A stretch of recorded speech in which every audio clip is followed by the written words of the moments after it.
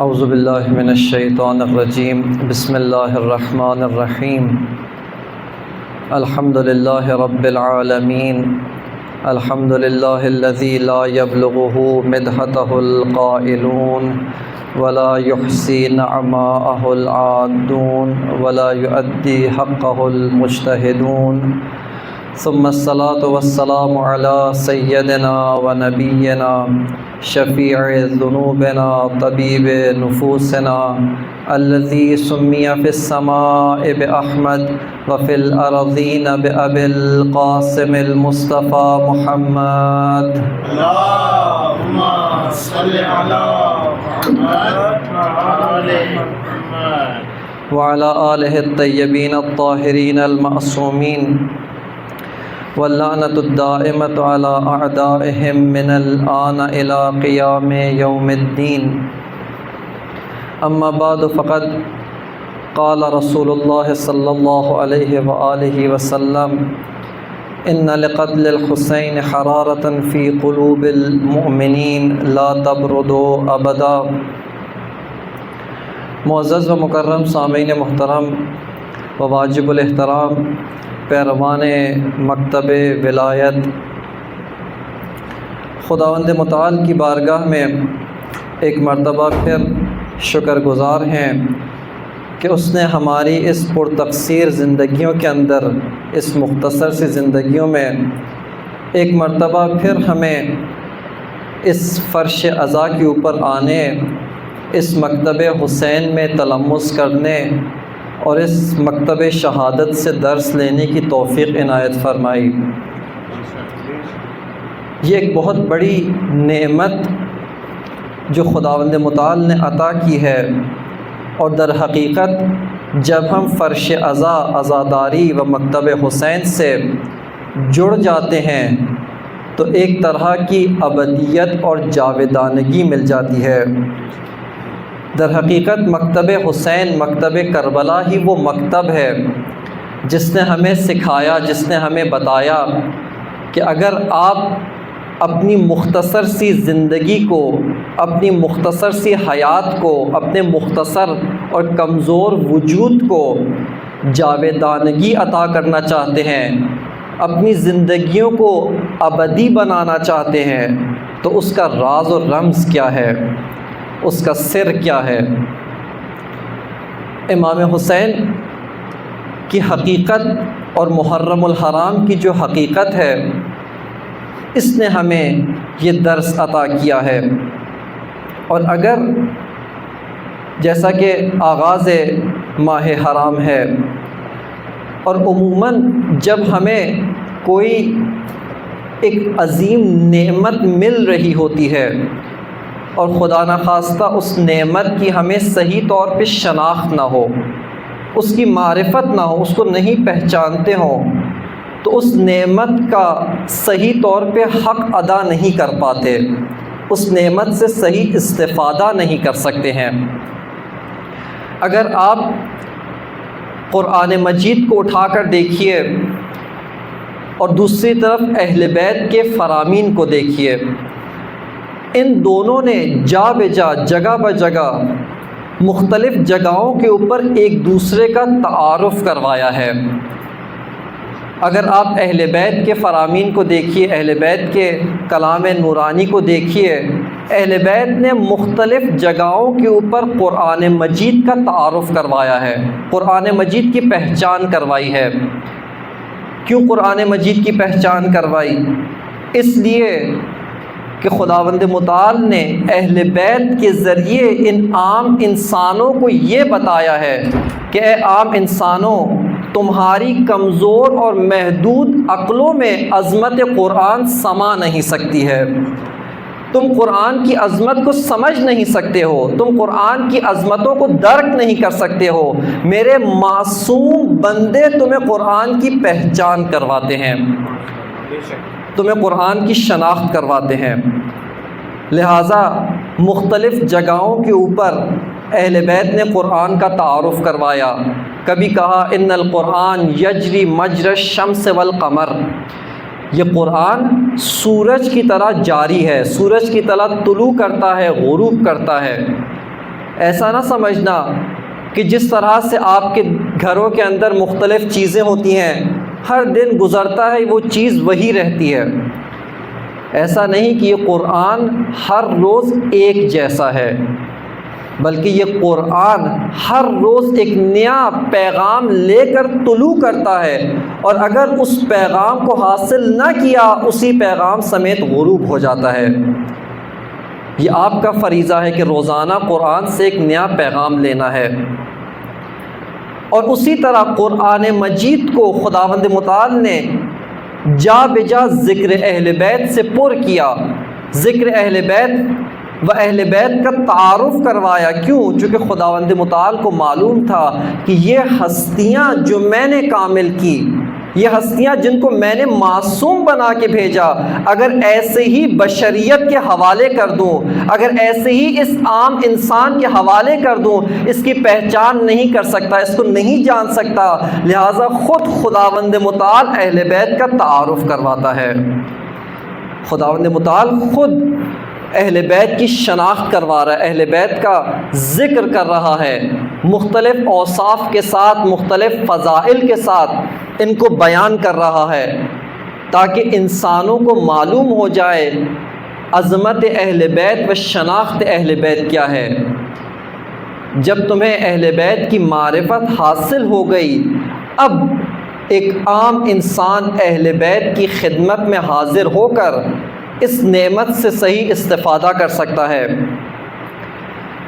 امام جعفر صادق علیہ السلام آیہ مجیدہ جس کے اندر خداوند متعال نے ایک عظیم پیغام دیا، یوم لتسألن یومئذ عن النعیم، کہ بے شک تم سے نعمتوں کے بارے میں سوال کیا جائے گا۔ اب یہاں پر امام نے اپنے ساتھیوں کا، جو آپ کے اطراف میں رہنے والے ساتھی تھے، ان سے امتحان کے طور پہ سوال پوچھا کہ بتاؤ خداوند متعال کس نعمت کا سوال کرے گا؟ کسی نے کہا یہی جو ہمیں مختلف نعمتیں دی ہیں، خوراک دی ہے، کھانے کی چیزیں دی ہیں، ان کا خداوند متعال ہم سے سوال پوچھے گا۔ کسی نے کچھ اور کہا، کسی نے کچھ اور کہا۔ امام سنتے گئے اور اس کے بعد فرماتے ہیں کہ کیا تم نے خدا کو اپنی طرح بخیل سمجھا ہوا ہے؟ جب تم کسی عظیم انسان کے دسترخوان پہ جاتے ہو، اس نے وہ دسترخوان تمہاری مہمان نوازی میں بچھایا ہے، اس کے اوپر کچھ کھانا رکھا، کھانا رکھنے کے بعد تم اس میں سے کچھ تناول کرو، اب کیا وہ تم سے سوال پوچھے گا تم نے کتنا کھایا، کتنا چھوڑ دیا؟ یہ تو بخیل لوگوں کی صفت ہوتی ہے، اور خداوند متعال تو سخی مطلق ہے۔ بس وہ کون سی نعمت ہے جس کے بارے میں خداوند متعال اس حد تک تاکید کے ساتھ کہہ رہا ہے کہ ضرور میں اس کے بارے میں سوال پوچھوں گا؟ امام فرماتے ہیں وہ نعمت عظمیٰ ہے، نعمت ولایت ہے۔ اس کے بارے میں تم سے سوال پوچھا جائے گا کہ جب امام و ولی خدا تمہارے پاس تھا، تم نے اس امام اور ولی خدا اس نعمت عظمیٰ سے کما حقہ استفادہ کیا یا نہیں کیا؟ یہ سوال پوچھا جائے گا۔ بس آپ نے مشاہدہ کیا قرآن مجید کی آیت بآیت اہل بیت کا تعارف کروا رہی ہے، تاکہ انسان اہل بیت سے صحیح استفادہ کر سکے۔ اور جب ایک مہینہ، ایک زمان جو انتہائی محدود زمان ہوتا ہے، یہ وقت جو ہم گزارتے ہیں، آپ دیکھیں کتنی جلدی گزر جاتا ہے۔ آپ میں سے بہت سارے سن رسیدہ افراد اور حتیٰ جو جوان ہیں ان سے پوچھے زندگی کیسے گزری، یہی کہیں گے پلک جھپکتے ہوئے زندگی گزر گئی۔ یہی محدود زمان اور ایک مکان، ایک جغرافیہ جو ایک سرحد سے شروع ہوتا ہے دوسری سرحد پہ ختم ہو جاتا ہے، اگر اس کی پشت پر اگر اس محدود زمان کے پیچھے ایک حسین ابن علی جیسی شخصیت قرار پا جائے، ایک زمان جو محدود ہے اور ایک مکان بھی محدود ہے، لیکن یہی زمان اور یہی مکان ایک باعظمت شخصیت سے منسوب ہو جائے، وہ زمانہ بھی ابدی ہوتا ہے، وہ مکان بھی ابدی ہو جاتا ہے۔ یہ عظمت اہل بیت ہے، یہ عظمت محرم ہے۔ تبھی محرم و صفر یہ ایک مہینہ نہیں، ایک مکتب بن گیا ہے، ایک آئیڈیالوجی بن چکا ہے، ایک فکر بن چکا ہے، جس کے اندر ہر انسان اپنے ظرف کے مطابق، اپنی ظرفیت کے مطابق آتا ہے، اپنی استعداد کے مطابق آتا ہے، اس سے بہرہ مند ہوتا ہے، فائدہ اٹھاتا ہے اور اس سے چلا جاتا ہے۔ لہٰذا محرم الصفر کی معرفت، اس کی شناخت انتہائی واجب ہو جاتی ہے، تاکہ ہم اس مہینے کی عظمت کے مطابق اس سے فائدہ اٹھا سکیں۔ رسول گرامی اسلام حضرت محمد مصطفیٰ صلی اللہ علیہ وآلہ وسلم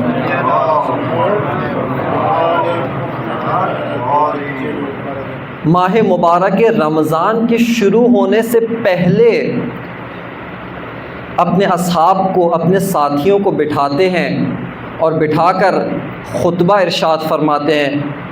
ایھا الناس قد اقبل الیکم شہر اللہ بالبرکۃ والرحمۃ والمغفرہ، کہ اے لوگو جان لو، آگاہ ہو جاؤ، تمہارے علم میں آ جائے کہ تمہارے پاس اللہ کا مہینہ آ رہا ہے۔ یہ کون سا مہینہ ہے؟ جو اپنے دامن میں برکتیں، رحمتیں اور مغفرت لے کر آ رہا ہے۔ کیوں بتا رہے ہیں اپنے ساتھیوں کو؟ یہ مہینہ بھی آئے گا، دیگر ایام کی طرح وارد ہوگا اور چلا جائے گا، دوسرے ایام، دوسرے لمحات، دوسری ساعتوں کی طرح یہ ساعت بھی گزر جائیں گی۔ رسول اللہ آمادہ کر رہے ہیں کہ یہ جو ایام آ رہے ہیں، یہ جو مہینہ ہے، اگرچہ ایک محدود مہینہ ہے، لیکن در حقیقت خدا یہ لامحدود کا نمائندہ بن کے آ رہا ہے۔ اس مہینے کے پیچھے جو ذات میزبان ہے، وہ ذات اپنی کبریائی کے ساتھ، اپنی خدائی کے ساتھ میزبان بنی ہے۔ ایسا نہ ہو تم اس میزبان کے پاس جاؤ، مہمان بن کے جاؤ اور تشنہ لب اٹھ کے واپس آ جاؤ۔ اس سے بھرپور استفادہ کرو۔ بس عزیزان محترم،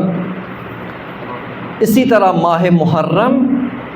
وہ مہینہ ہے جس میں حسین ابن علی میزبان اور ہم مہمان ہیں۔ ہم مہمان حسین ابن علی بن رہے ہیں، اور سید الشہداء وہ ذات ہے جو کریم ابن کریم اور سخی ابن سخی ہیں۔ لہٰذا جتنی بڑی نعمت میسر آ رہی ہے، اتنا ہی بڑا سوال ہوگا آپ سے، اتنا ہی بڑا خدا نخواستہ اگر کفران نعمت کیا، اگر استفادہ نہیں کیا، اتنا ہی بڑا عذاب ہمارے منتظر ہوگا۔ علماء کرام نے اس مہینے سے صحیح استفادہ کرنے کے لیے کچھ آداب ذکر کیے ہیں، کچھ اخلاقی اعمال ذکر کیے ہیں، تاکہ انسان اس مہینے سے بہتر استفادہ کر سکے۔ آداب وہ عمل، وہ چیز کہ جس کے ذریعے سے ایک عمل کا مقصد حاصل ہوتا ہے۔ ہم سب کھانا تناول کرتے ہیں، کھانا کھاتے ہیں۔ کھانا کھانا ایک عمل ہے، اس کا ایک مقصد ہے تاکہ انسانی جسم سلامت رہے، انسانی جسم بھرپور توانائی میں رہے، اپنی فعالیت انجام دے سکے۔ لیکن اگر اسی کھانے کے عمل کو آداب کے ساتھ بجا لایا جائے، یہی عمل کا نتیجہ ملتا ہے، اس کا نتیجہ حاصل ہو جاتا ہے، اس کا ہدف و مقصود حاصل ہو جاتا ہے۔ اکثر آپ میں سے صاحبان فرزند ہیں، دیکھا ہوگا چھوٹے بچے معمولاً یا تو کھانا کھاتے نہیں ہیں، اگر کھائیں تو ان کی خواہش ہوتی ہے تیزی سے کھانا کھا لیا جائے، جبکہ دوسری طرف جو اطباء ہیں، جو ڈاکٹر حضرات ہوتے ہیں، وہ تاکید کرتے ہیں کہ آپ ٹھہر کے کھانا کھائیں، آپ جو لقمہ ہے اس کو صحیح چبا کے کھانا کھائیں، آہستہ آہستہ کھانا کھائیں، تاکہ کھانے کی بھرپور افادیت حاصل ہو سکے۔ لیکن معمولاً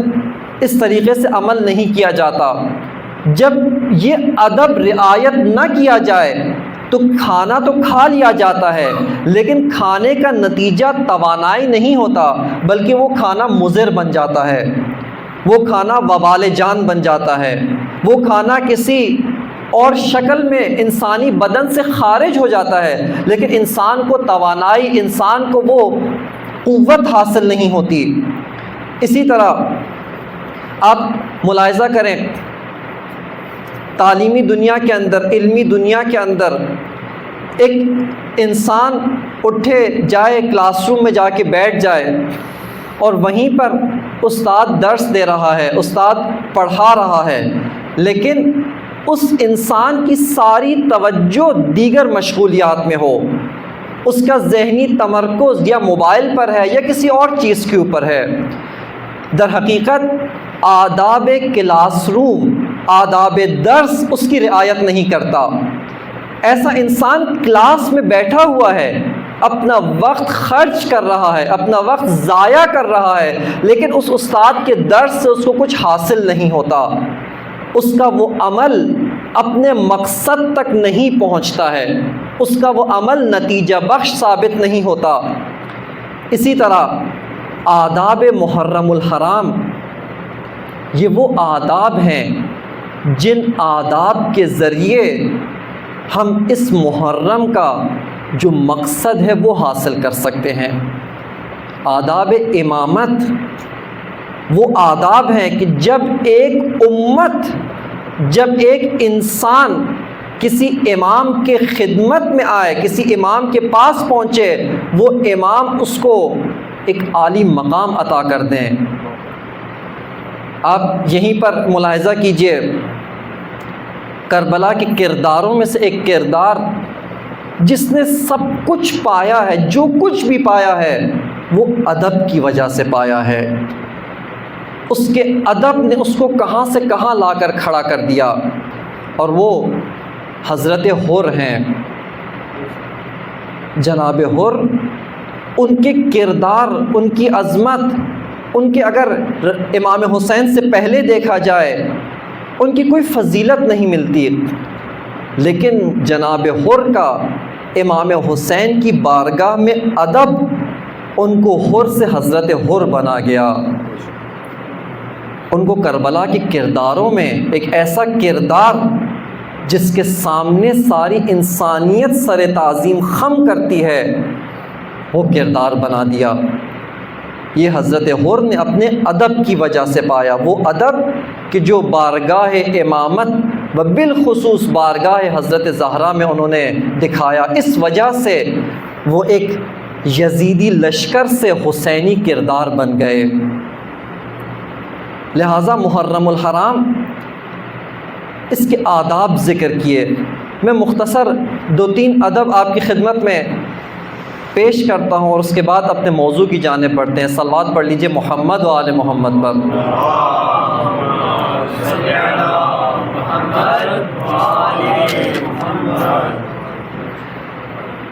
ایک بزرگ و معروف عالم دین، اپنے زمانے کے علماء اخلاق میں سے جناب آیت اللہ مرزا جواد آغا ملکی تبریزی، جو مشہور و معروف علماء اخلاق میں سے تھے، علماء عرفان میں سے تھے، انہوں نے محرم الحرام کے کچھ آداب ذکر کیے ہیں۔ ان میں سے ایک ادب وہ کہتے ہیں کہ انسان اس مہینے کے اندر جب وارد ہو، اس مہینے کو باقی مہینوں کی طرح نہ گزارے، اس کو پتہ چلے کہ میں ایک خاص مہینے میں داخل ہو چکا ہوں۔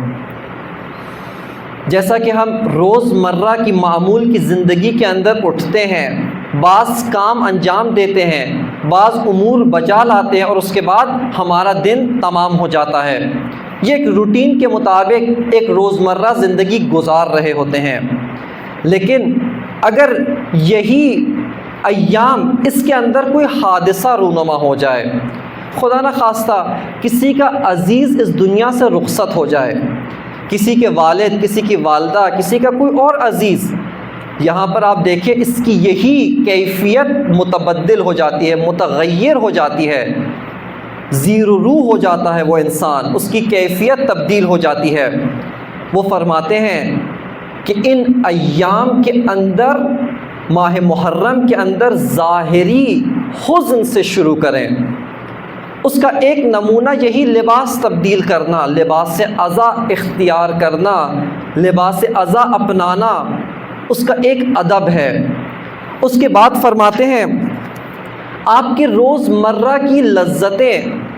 آپ اچھا کھانا کھاتے تھے باقی ایام میں، محرم میں اپنا کھانا سادہ کر دیجئے۔ آپ اچھے و نرم جگہ پہ سوتے ہیں، محرم کے اندر اپنی سونے کی جگہ تبدیل کر دیجئے۔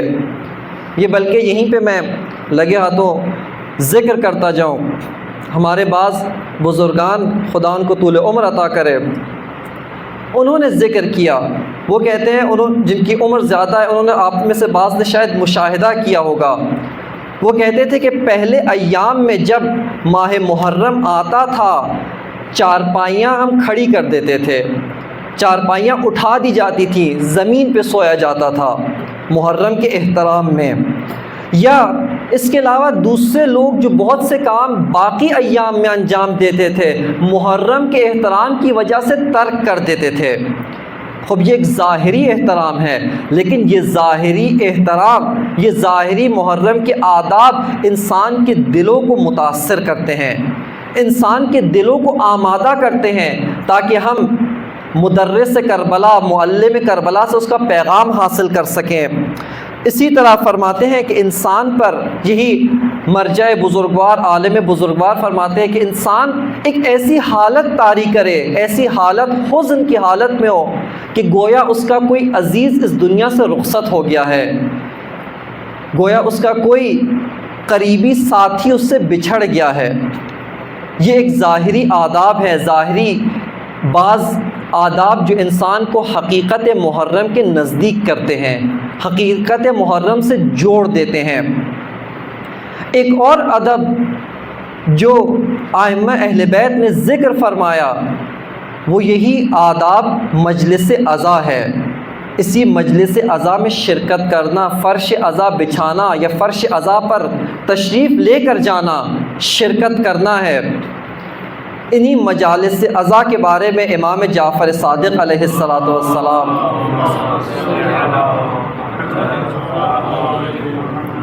اپنے ایک ساتھی، اپنے ایک پیروکار جناب فضیل، ان سے مخاطب ہو کر امام فرماتے ہیں، سوال پوچھتے ہیں، تجلسون و تحدثون، امام فرماتے ہیں کہ اے فضیل، کیا تم لوگ آپس میں بیٹھتے ہو اور بیٹھ کر آپس میں باتیں کرتے ہو، آپس میں ہماری حدیثیں بیان کرتے ہو یا نہیں کرتے؟ یہ امام نے سوال پوچھا، اور اس کے بعد جناب فضیل جواب دیتے ہیں، قلت نعم، کہتے ہیں کہ اے رسول اللہ، میں آپ پہ قربان ہو جاؤں، آپ پر فدا ہو جاؤں، ہم ایسا ہی انجام دیتے ہیں، ایسا کام کرتے ہیں۔ امام اس کے جواب میں فرماتے ہیں، ان تلک المجالس احبنا، امام فرماتے ہیں ان مجالس کو ہم کتنا پسند کرتے ہیں۔ کیوں پسند کرتے ہیں؟ فرماتے ہیں فاحی امرنا، یہ مجالس ہمارا امر امامت و امر اہل بیت کو زندہ کرتی ہیں، یہ مجالس امر امام کو زندہ کرتی ہیں۔ پھر امام فرماتے ہیں یا فضیل فرحم اللہ من احیا امرنا، امام دعا دیتے ہیں، اور کتنا بابرکت ہے وہ انسان جو امام کی دعا کو شامل حال اس کے قرار پاتی ہے، امام کی دعائیں حاصل کر لیتا ہے۔ امام فرماتے ہیں یا فضیل فرحم اللہ من احیا امرنا، خدا اس انسان پر رحمت نازل کرے، وہ انسان مرحوم ہو، وہ انسان رحمت خدا میں شامل ہو جو ہمارا امر امامت کو زندہ و قائم کرے۔ یہ امام نے فرمایا، اور اس کے بعد امام آگے فرماتے ہیں یا فضیل من ذکرنا او ذکر عندہ، کوئی ایسا شخص کہ جو ہمارا ذکر کرے یا اس کے پاس ہمارا ذکر کیا جائے، فخرج من عینہ مثل جناح الذباب غفر اللہ لہ ذنوبہ، کوئی ایسا شخص جو خود ہمارا ذکر کرے، ہمارا ذاکر بنے، ذکر اہل بیت کرے، ذاکر اہل بیت بنے، یا اس کے پاس ہمارا ذکر کیا جائے اور اس کی آنکھوں سے ایک مچھر کے پر کے مطابق اگر آنسو نکل آئے، خدا اس کے گناہوں کو معاف کر دیتا ہے۔ اس کو امام صادق نے اپنی رحمت اور اپنی دعاؤں کو اس انسان کے لیے قرار دیا، اس کے لیے دعا فرمائی ہے۔ اور اسی لیے میں آپ کی خدمت میں ایک نقطہ عرض کرتا چلوں۔ ایک بزرگ عالم دین، البتہ وہ اپنے حالات کے اندر ذکر کرتے ہیں، بہت سارے اور علماء کی خدمت میں جب حاضر ہونے کا موقع ملا، ان کی خدمت میں جب پہنچے، تلمس کیا، ایک سے ایک بڑے اساتید علماء کرام جو آج مکتب تشیع کے ایک بلند و بالا ستارے شمار ہوتے ہیں، اپنی تمام تر تدریس، علمی سرگرمیوں کے باوجود مختلف ایام میں اور بالخصوص محرم کے ایام میں اہل بیت علیہم السلام کی خادمی کرتے ہیں، خود فرش عزا بچھاتے ہیں، اور فرش عزا بچھا کر ٹھیک جہاں پر مہمانوں کا استقبال کیا جاتا ہے وہاں پر کھڑے ہو کر ایک ایک مہمان کا استقبال کرتے ہیں، ایک ایک مہمان کو آ کر خوش آمدید عرض کرتے ہیں۔ جب ان سے پوچھا جاتا کہ آپ اتنے بڑے علامہ، اتنے بڑے فہامہ، اتنے بڑے آیت اللہ العظمیٰ، آپ مجلس عزا برپا کرتے ہیں، درست، لیکن کیوں آپ دروازے کے اوپر، استقبالیہ کے اوپر ایک ایک مہمان کو آپ خوش آمدید عرض کرتے ہیں؟ یہی کہتے ہیں کہ یہ وہ مجالس ہیں جس کو امام زمانہ دیکھ رہے ہیں، جس کے اوپر امام زمانہ کی نگاہیں ہیں، اور اگر امام زمانہ کی دعائیں حاصل کرنا چاہتے ہو، اس مجلس عزا کے اندر ایک خادم بن کر عزاداروں کی خدمت کرو، آپ اس فرش عزا کے خادم بن جاؤ۔ اور بزرگان یہی کہتے ہیں کہ ہم جتنے القابات ہمارے ساتھ ہوں، ایک لقب ایسا ہے جو ہمیں بہت پسند ہے، ہم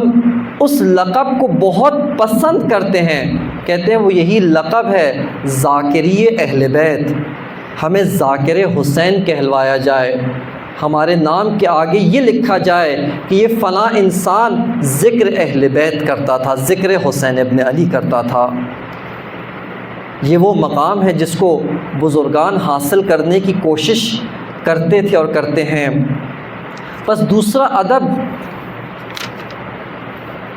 جو امام صادق کی حدیث سے معلوم ہوا وہ یہی فرش عزا ہے۔ یہ سال جو محرم ہمیں نصیب ہوا ہے، جو محرم خداوند متعال نے اپنے لطف سے ہمیں عنایت کیا ہے، اس کی عظمت، اس کی بزرگی اس کے لیے اتنا ہی کافی ہے کہ اس مہینے کے اندر جو شخصیت میزبان ہے وہ شخصیت حسین ابن علی ہے۔ ہر سال محرم آتا ہے، امام حسین، پورا قافلہ حسینی میزبان ہے، ہم اس کی خدمت میں حاضر ہوتے ہیں، اپنا توشہ بھرتے ہیں، اپنی استعداد توانائی کے مطابق حاصل کرتے ہیں، اور پھر یہ مہینہ ہم سے رخصت ہو جاتا ہے، یہ توفیق ہم سے سلب ہو جاتی ہے۔ لیکن اس سال کا محرم ایک خاص کیفیت رکھتا ہے، ایک خاص مقام رکھتا ہے، جو گزشتہ کچھ دہائیوں اور کچھ صدیوں کے محرم پر فوقیت رکھتا ہے۔ میں نہیں کہتا کہ تمام محرم پر فوقیت نہیں، بلکہ کچھ سالوں کے محرم کے اوپر ایک برتری اور ایک فوقیت رکھتا ہے، اور وہ یہ ہے کہ یہ وہ محرم ہے جس محرم کے شروع ہونے سے پہلے مسلم زمان، علمدار امام زمان، رہبر معظم کو شہید کیا گیا۔ لہٰذا اس محرم کی کیفیت، اس محرم کی خصوصیت گزشتہ کئی دہائیوں کے محرم سے بہت بالاتر ہے، بہت باعظمت تر ہے۔ اور یہیں پر ایک نقطہ، ایک ذوقی نقطہ جو شاید لگتا ہے شاید اسی طرح سے ہو، آپ ملاحظہ کیجئے کہ جب 60 ہجری کے اندر ذی الحج کے مہینے میں 9 ذی الحجہ کو جناب مسلم کو شہید کیا گیا، اور اسی کے بعد چند دنوں کے بعد امام حسین کا قافلہ کوفہ کے باہر سے گزرتا ہے، یعنی مسلم کی شہادت میں اور قافلہ حسینی کے گزرنے میں فقط کچھ دنوں کا فاصلہ تھا۔ یہ ایک ذوقی مطلب ہے، کوئی دلیل نہیں ہے، کوئی آیت نہیں، کوئی روایت نہیں ہے، لیکن لگتا یوں ہے، ایک علماء جو کہتے ہیں، بزرگان سے جو استفادہ کیا وہ یہی کہتے ہیں کہ لگتا ہے کہ مسلم کی شہادت کے بعد شاید سرکار امام زمانہ کی آمد نزدیک ہو، آپ کا ظہور قریب ہو، لگتا یوں ہے۔ لہٰذا اس محرم اور آئندہ جو محرم کے ایام ہیں، ان سے ہمیں نصرت امام زمانہ کے لیے بھرپور استفادہ کرنا چاہیے، ان سے بھرپور اپنے آپ کو لیس کرنا چاہیے، بھرپور اپنے آپ کو آمادہ کرنا چاہیے، تاکہ ہم ظہور امام زمانہ کے لیے ایک بہترین ساتھی، ناصر و مددگار بن سکیں۔ اس عصر کے اندر ماہ رمضان میں جو رویداد رونما ہوئی، براہ راست سامراجی و استعماری طاقتوں کے ہاتھ میں براہ راست ان کے ذریعے سے اس علمدار امام زمانہ کو شہید کیا گیا۔ یہاں پر بہت سارے لوگوں کے اذہان میں یہ سوال پیدا ہونا چاہیے، اور اگر ابھی تک پیدا نہیں ہوا تو اب تو ان کو واقعاً سوچنا چاہیے کہ اس دنیا کے اندر جہاں اتنے مکاتب موجود ہیں، اتنے مذاہب موجود ہیں، بہت سارے غیر آسمانی مذاہب ہیں، جیسے ہندو، جیسے چین کے مذاہب و مکاتب ہیں، اور کچھ آسمانی و ابراہیمی مکاتب و مذاہب ہیں، اور اس میں بھی مکتب اسلام و مذہب اسلام کے اور مکاتب فکر ہیں۔ لیکن اگر استعماریت و استعمار نے براہ راست کسی پر حملہ کیا، کسی مذہب و مکتب کے پیشوا کو بنفس نفیس خود شہید کیا، تو وہ فقط مکتب حسینیت ہے، وہ فقط مکتب حسین ابن علی ہے۔ آخر اس مکتب میں ایسا کیا راز موجود ہے، اس مکتب میں ایسی کیا حقیقت پنہان ہے کہ استعمار اس مکتب کو اپنے لیے خطرہ محسوس کرتا ہے، اس مکتب کو مٹانے کے اوپر اپنی توانائی خرچ کرتا ہے، اپنا اسلحہ خرچ کرتا ہے۔ آخر اس مکتب کے اندر کیا راز موجود ہے؟ اور اس سے بڑھ کر یہ میرا اور آپ کا اندازہ نہیں ہے، بلکہ جو اس استعماری طاقتوں کے جو مطالعاتی مراکز ہوتے ہیں، اسٹریٹجک سٹڈیز کے مراکز ہوتے ہیں، اس کے اندر باقاعدہ مطالعات کیے جاتے ہیں۔ ہر عمل جو انجام دیتے ہیں وہ عمل بہت دقیق انجام دینے کی کوشش کرتے ہیں، اس کے اوپر سال ہر سال مطالعات کرتے ہیں، اس عمل کے بعد جو ریئیکشن آئے گا، اس عمل کے بعد جو لوگوں کی طرف سے رد عمل آئے گا، اس کو پڑھنے کی کوشش کرتے ہیں، اس کی پیش بینی کرتے ہیں، پیشن گوئی کرتے ہیں، اس کو کیلکولیٹ کرتے ہیں، محاسبات انجام دیتے ہیں۔ جب ایک اس طرح کا استعماری شیطان بزرگ جب اتنا بڑا اقدام کرتا ہے، تو آیا کیا اس نے یہ مطالعات انجام نہیں دیے ہوں گے؟ کیا اس کو نہیں پتہ ہوگا کہ پوری دنیا میں اس کی حیثیت، اس کی ساکھ کو کیا نقصان پہنچے گا؟ پوری دنیا کے اندر اس کے خلاف کیا رد عمل آئے گا؟ یہاں پہ میں عسکری و ملٹری رد عمل کی بات نہیں کر رہا،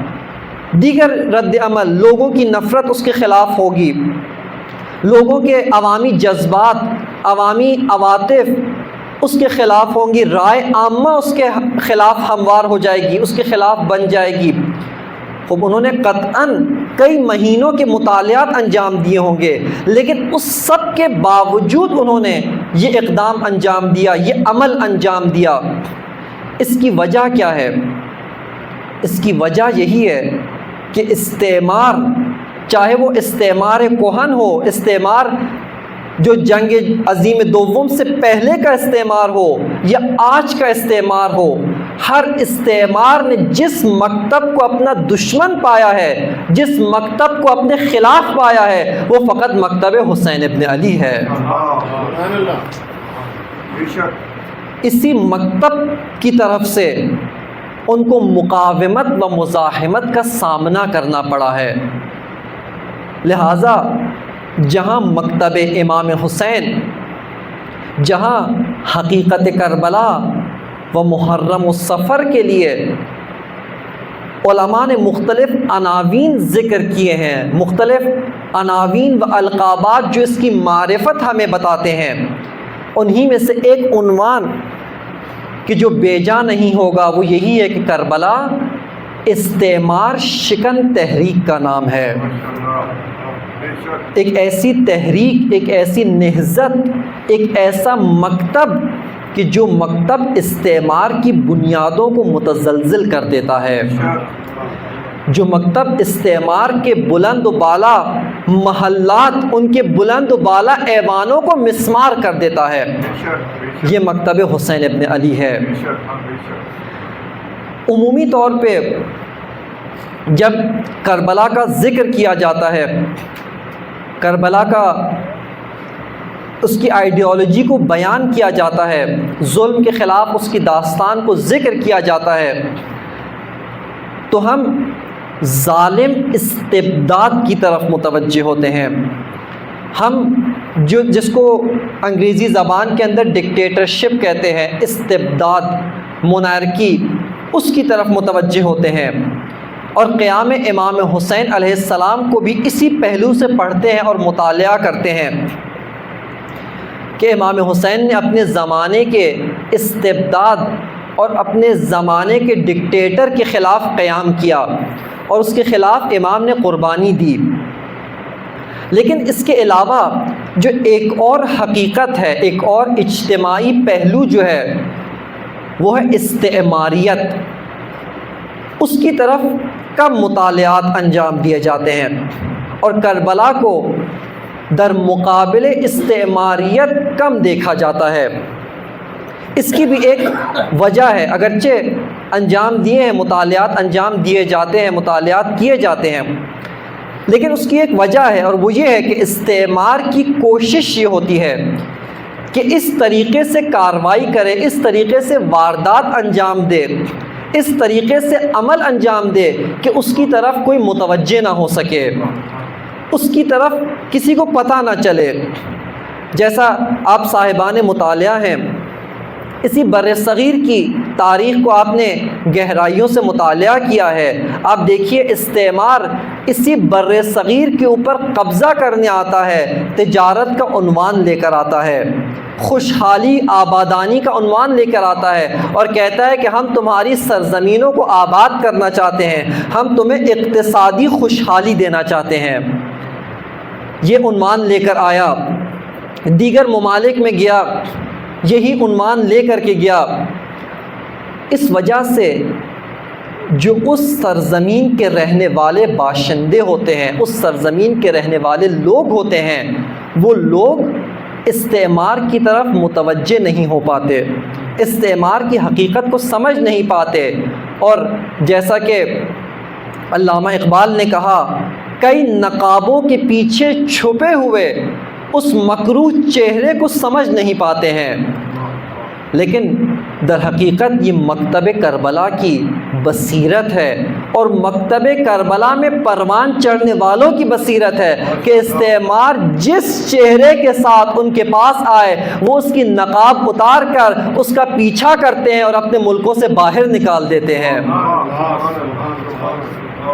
یہ مکتب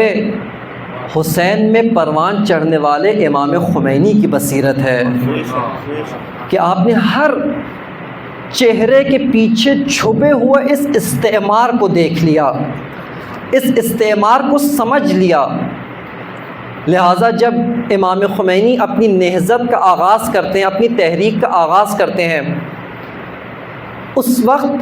اپنی تحریک و نہضت کے اہداف کو بھی بیان کرتے ہیں۔ ان اہداف کے اندر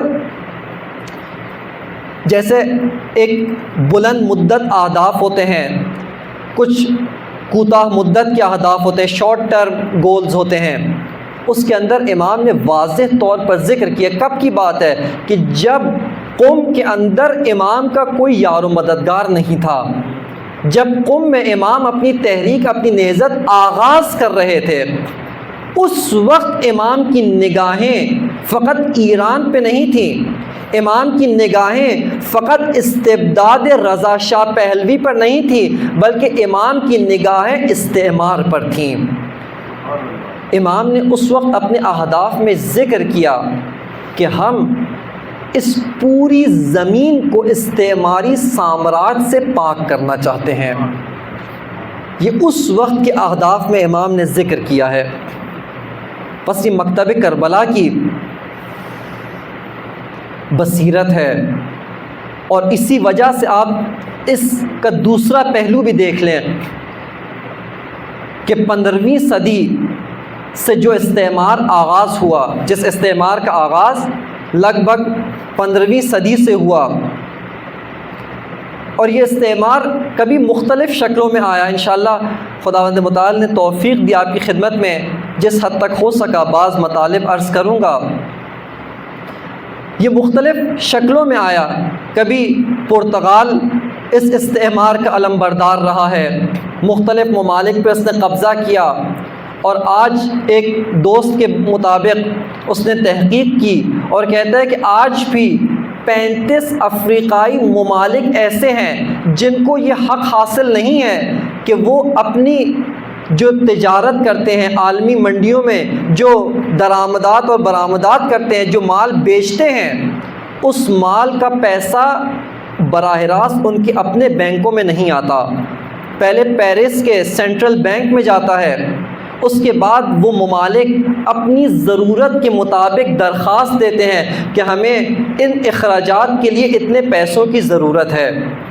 اور اس کے بعد وہاں سے وہ پیسے استعمال کر سکتے ہیں۔ یہ فرانس کی حالت، لیکن پرتگال سے آغاز ہوا، فرانس کبھی اس کا نمائندہ بنا، آدھی دنیا پہ انہوں نے قبضہ کیا، اس کے بعد برطانیہ آتا ہے، آ کر مختلف ممالک کے اوپر اپنی استعماریت کو، اپنی فوجی طاقت کی برتری پر ان پہ قبضہ کرتا ہے، ان کو اپنا غلام بناتا ہے، اور آج جنگ جہانیت دوم کے بعد سے چاہے شوروی ہو، سوویت یونین ہو، چاہے آج امریکہ شیطان بزرگ ہو، ان سب کو اگر کسی مکتب کی جانب سے مزاحمت و مقاومت کا سامنا ہوا ہے، وہ فقط مکتب حسین ابن علی ہے۔ اور اسی وجہ سے آپ ایک اور نقطہ دیکھیے، یہ آپس میں لڑتے ہیں۔ جنگ عظیم اول جو در حقیقت یورپ کی جنگ تھی، جس کا آغاز یورپ سے ہوا، جس کے اندر کلیدی کردار یورپی ممالک کا تھا، در حقیقت استعماری ممالک کی آپس کی جنگ تھی۔ اس بات کے اوپر ان کی جنگ تھی کہ تم زیادہ کیوں لوٹتے ہو، مجھے کیوں نہیں لوٹنے دیتے، اسی بات کے اوپر ان کی جنگ تھی۔ یہی استعماری ممالک دو گروہوں میں تقسیم ہو گئے، آپس میں پارٹیاں بنا لیں، اور اس کے بعد ان میں جنگ ہوتی ہے کہ تم کیوں زیادہ لوٹتے ہو، مجھے کیوں نہیں لوٹنے دیتے، اسی بات پہ ان کی جنگ ہوتی ہے۔ اس کے بعد جنگ عظیم دوم بھی اسی بات کے اوپر ہوتی ہے۔ یہ آپس میں لڑتے ہیں، آپس میں ایک دوسرے پر اعتماد نہیں کرتے ہیں، آپس میں ایک دوسرے کے خلاف سازشیں بھی کرتے ہیں، لیکن ایک جگہ کے اوپر یہ سارے اکٹھے ہو جاتے ہیں، اور وہ یہ ہے کہ جب یہ مکتب حسین کے سامنے اس کے مقابلے پہ آتے ہیں، سب اکٹھے ہو جاتے ہیں۔ ایران کی یونیورسٹی کے ایک پروفیسر جو در حقیقت عالم دین بھی ہیں، پروفیسر بھی ہیں، ڈاکٹر رحیم پور ازغدی، ایک معروف شخصیت ہیں، برجستہ انقلابی شخصیت ہیں، جنگ کے زمانے میں کہتے ہیں کہ ہم نے خود 16 ممالک کے اسیر پکڑے تھے۔ ایران عراق جنگ کی بات کر رہا ہوں، 8 سالہ ایران عراق جنگ، اس کے زمانے میں کہتے ہیں 16 ممالک کے براہ راست فوجی ہمارے خلاف لڑ رہے تھے۔ اس کے اندر سوویت یونین، امریکہ، دیگر یورپی ممالک آپس کے تمام تر اختلافات بھلا کر انقلاب اسلامی کے مقابلے میں اکٹھے ہو گئے، مکتب حسین کے مقابلے میں اکٹھے ہو گئے، چونکہ ان کو اسی مکتب سے خوف تھا۔ ان کو خوف یہی تھا کہ اگر یہ مکتب باقی رہا، یہ فکر باقی رہی، یہ سوچ باقی رہی، یہ تفکر باقی رہا، یہ آئیڈیالوجی باقی رہی، اور یہ پھول جو زمانے میں صرف ایک چھوٹی سی کلی تھا، اگر یہی بچ گیا ایک تناور درخت بن جائے گا، پوری دنیا میں پھیل جائے گا۔ ہمارے اپنے ممالک کے اندر یہ تفکر، یہ سوچ پھیل جائے گی، ہمارے پڑوسی ممالک میں یہ سوچ پھیل جائے گی، لہٰذا اس کے مقابلے میں یہ سارے اکٹھے ہو گئے، اس کے مقابلے میں سارے یک زبان ہو گئے۔ بس عزیزان محترم، کربلا در حقیقت استعمار شکن تحریک کا نام ہے، اور مکتب حسین ابن علی استعمار شکن مکتب کا نام ہے۔ ایک ایسا مکتب جس کی ذات استعماریت کو ختم کر دیتی ہے، جس کی ذات ہی استعماریت کو کھوکھلا کر کے زمین سے مٹا دیتی ہے۔ اور یہی مکتب کا آغاز، مکتب حسین ابن علی کا آغاز، جو کربلا کے اندر اپنے عروج پر پہنچا، یہ نہضت حسین ابن علی کربلا میں عروج پر پہنچی تھی، لیکن اس کا آغاز کربلا سے نہیں ہوا تھا، اس کا آغاز بہت پہلے ہو گیا تھا، بلکہ یہ کہوں کہ اس کا آغاز 11 ہجری کے مدینہ سے ہی ہو گیا تھا۔ اسی مدینہ میں ہی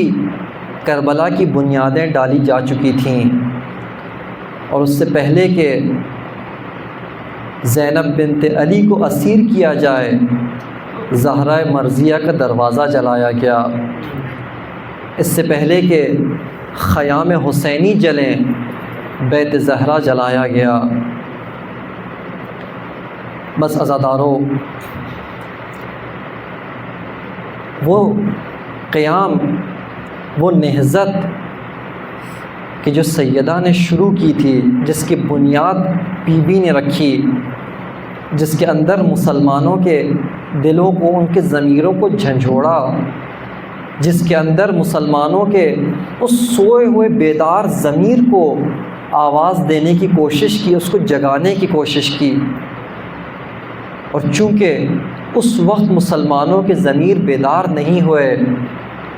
پھر حسین ابن علی نے ایسا کام کیا کہ قیامت تک کوئی ظالم بچ نہیں سکا، قیامت تک کوئی سویا ہوا ضمیر پھر نہیں سو سکتا، ایسے ضمیروں کو بیدار کیا۔ بس عزیزان محترم، ایک وقت مدینہ کے اندر وہ تھا کہ جب پیغمبر اسلام جب بھی اہل بیت کے دروازے کے پاس سے گزرتے آیت تطہیر کی تلاوت فرماتے تھے، جب بھی گزرتے صبح و شام جاتے اس دروازے کو سلام کرتے، اس دروازے پہ آیت تطہیر کی تلاوت فرماتے، لیکن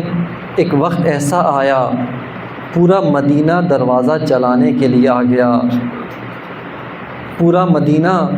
یہ گھر جلانے کے لیے آ گیا۔ اس گھر میں آخر کیا تھا؟ اس گھر میں ایسی کیا بات تھی؟ اس گھر میں آخر کیا خاصیت تھی کہ پورا مدینہ یکجا ہو کر یہ گھر جلانے آ گیا؟ اس گھر نے پوری دنیا کو جو درس دیا وہ درس مقاومت تھا، اس مقاومت کو مٹانے کے لیے آ گئے۔ اور جب مسلمان آئے، اس دروازے کو کھٹکھٹانا شروع کیا، تاریخ کی کتابوں نے لکھا ہے کہ اس دن دق الباب، دروازہ کھٹکھٹانے کا انداز ہی الگ تھا۔ ایک مرتبہ جب آپ کسی معزز کے گھر جاتے ہیں، کسی بڑی شخصیت کے گھر جاتے ہیں، بڑے ملائم انداز میں دروازہ کھٹکھٹاتے ہیں، ایسے دروازہ کھٹکھٹاتے ہیں اس کی شخصیت کا لحاظ رکھتے ہیں۔ لیکن عزاداروں، مدینہ والے جب زہرا کے گھر پر آئے، اس انداز میں دروازہ کھٹکھٹایا کہ کیا عرض کروں،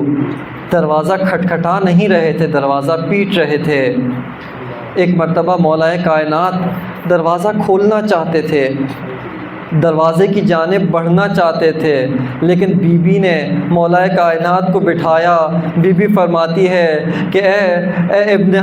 اے چچا زاد بھائی، اے فاتح خیبر و خندق، آپ فاتح خیبر و خندق ہیں، وہ آپ کا میدان تھا، لیکن آج مدینہ کا میدان علی کا میدان نہیں، زہرا کا میدان ہے۔ بس عزادارو، ایک مرتبہ بی بی دروازے کے پیچھے آتی ہے۔ بی بی دروازے کے پیچھے کیا آئی؟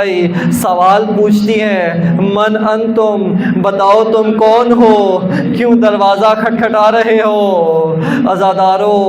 علماء نے لکھا کہ بی بی کو تو معلوم تھا یہ کون ہے، پھر سوال کیوں پوچھا؟ عزادارو، بی بی سوال کے ذریعے سے ان کو متوجہ کرنا چاہتی تھی کہ تم سے جب پوچھوں گی تم کون ہو، تم کہو گے ہم رسول کے صحابی ہیں۔ بی بی بتانا چاہتی تھی جس رسول کے تم صحابی ہو، میں اس رسول کی بیٹی ہوں۔ یہ وہی دروازہ ہے جس پہ رسول اللہ آئے تطہیر تلاوت کرتے تھے۔ بس عزادارو، ایک مرتبہ جب جواب آیا، ابو الحسن کہاں ہے، علی کو باہر بھیجا جائے ورنہ ہم دروازہ جلا دیں گے۔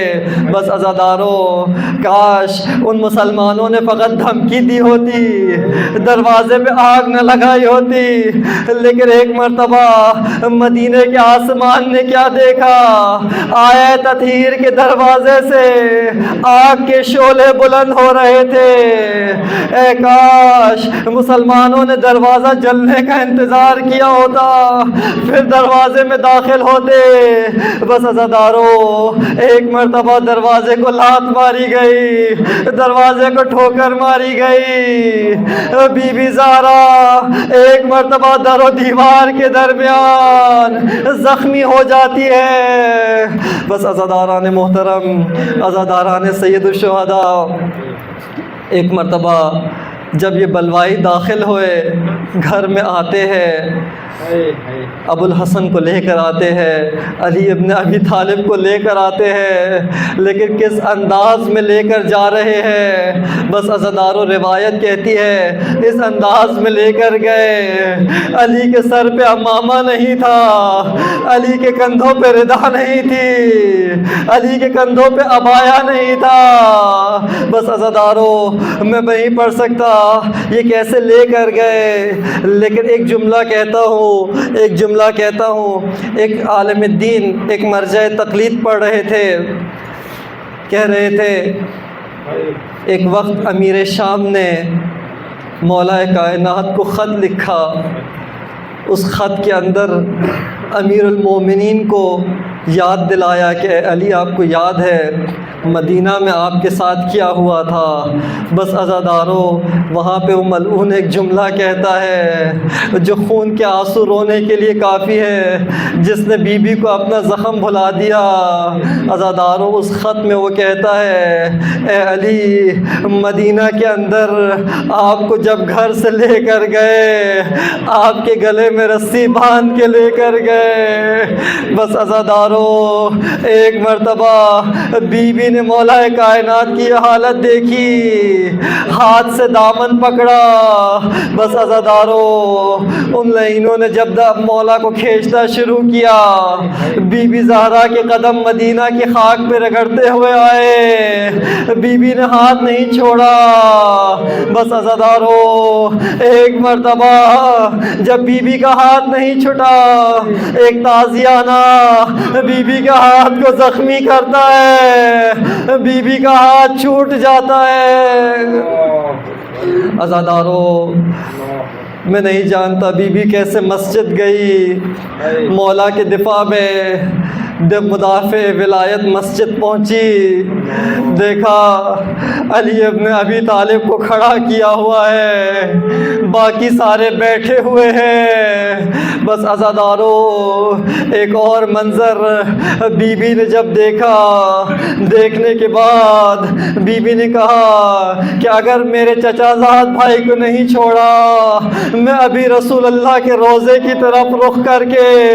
تمہارے لیے بد دعا کروں گی، میں ابھی بد دعا کروں گی۔ بس عزادارو روایت کہتی ہے، جناب سلمان فارسی کہتے ہیں کہ میں بھی وہیں موجود تھا، میں نے دیکھا بی بی کے جیسے ہی غضبناک لبوں سے بد دعا کا لفظ آیا، مسجد نبوی کے اوپر لرزہ طاری ہو گیا۔ بس عزادارو مولا کائنات فوراً سلمان کو بھیجتے ہیں، سلمان جائیے بنت رسول خدا کو روکیے، آپ کے بابا رحمت للعالمین تھے، اس امت کے لیے بد دعا نہ کیجیے۔ بس عزادارو دربار کا معاملہ بھی گزر گیا، نہیں معلوم اب بی بی کیسے دوبارہ واپس گھر آتی ہیں۔ ایک اور روایت عجیب و غریب روایت ہے، یہ روایت کہتی ہے کہ جب بی بی کے دروازے پر حملہ ہوا، دونوں بچے حسنین شریفین گھر کے اندر موجود تھے، لیکن جب بھی مدینہ کا واقعہ یاد آتا اور جب بھی ایک خاص گلی کا ذکر آتا، امام حسن اپنے گریے کو روک نہیں پاتے تھے، امام حسن اپنا گریہ نہیں روک پاتے تھے۔ عزادارو مدینہ کے کچھ بڑوں نے کہا کہ اے حسن آپ تو بڑے ہیں، چھوٹا بھائی بیتابی کرتا ہے تو کرتا ہے، لیکن آپ تو سمجھدار ہیں، آپ کیوں اتنا گریہ کرتے ہیں؟ مولا حسن فرماتے ہیں کہ پوچھنے والے تم نے کیا پوچھا؟ جو تم نے پوچھا ہے میں کیا بتاؤں؟ عزادارو امام حسن فرماتے ہیں مدینہ کی اس گلی کے اندر جو ہوا وہ مجھ حسن نے فقط دیکھا ہے، میری ماں زہرا کے ساتھ جو ہوا وہ فقط میں نے دیکھا ہے۔ کیا دیکھا مولا حسن آپ نے؟ امام فرماتے ہیں میں نے دیکھا اس کے اندر میری ماں مسجد سے واپس گھر جا رہی تھی، کسی ملعون نے میری ماں زہرا کے ساتھ گستاخی کی، میری ماں کے ساتھ جسارت کی، میری ماں پر اپنا ہاتھ بلند کیا، میری ماں پہ اپنا ہاتھ بلند کیا۔ بس عزاداران محترم مولا کائنات کے سخت امتحان لیے خدا نے، مشکل کشا کے خدا نے بڑے عظیم امتحان لیے۔ زہرا کی جدائی ایک بڑا امتحان تھا۔ اس کے بعد بی بی وصیتیں شروع کرتی ہیں، یا علی غسلنی فی اللیل، اے علی مجھے رات کی تاریکی میں غسل دینا، کفنی فی اللیل، اے علی مجھے رات کی تاریکی میں کفن دینا، اے علی دفنی فی اللیل، اے علی رات کی تاریکی میں دفنانا۔ اور اس کے بعد عزادارو وہ وقت آیا کہ جب مولا کائنات نے بی بی کو رات کی تاریکی میں غسل دینا شروع کیا، مولا کائنات غسل دیتے گئے۔ وہ علی جو پہلے بچوں کو کہتے رہے کہ اے بچوں ماں کی جدائی پہ آہستہ گریہ کرنا، ماں کی جدائی پہ دھیرے دھیرے گریہ کرنا، بس عزاداران محترم ایک وقت آیا جب مولا کائنات کے صبر کا پیمانہ لبریز ہو گیا۔ غسل دیتے دیتے مولا کائنات کی چیخیں بلند ہو گئی، علی کی فریادیں بلند ہو گئی۔ زوجہ رسول بی بی ام سلمہ مولا کائنات کی مد سے فرماتی ہے اے علی عرب کے بہادر جوان اپنی بیویوں پر اس طرح گریہ نہیں کرتے۔ مولا کائنات فرماتے ہیں اے زوجہ رسول، اے بی بی ام سلمہ، اے کاش آپ کو پتہ ہوتا جو آج علی کو محسوس ہو رہا ہے، علی ابھی زارا کو جب غسل دے رہے ہیں مجھے ابھی پتا چلا زارا کے پسلیوں کی ہڈیاں کہاں سے ٹوٹی ہوئی ہے، مجھے ابھی پتا چلا زارا کے بازو کا زخم کتنا گہرا ہے۔ الا لعنت اللہ علی القوم الظالمین فسيعلم الذين ظلموا أي منقلب ينقلبون۔ ماتم حسین۔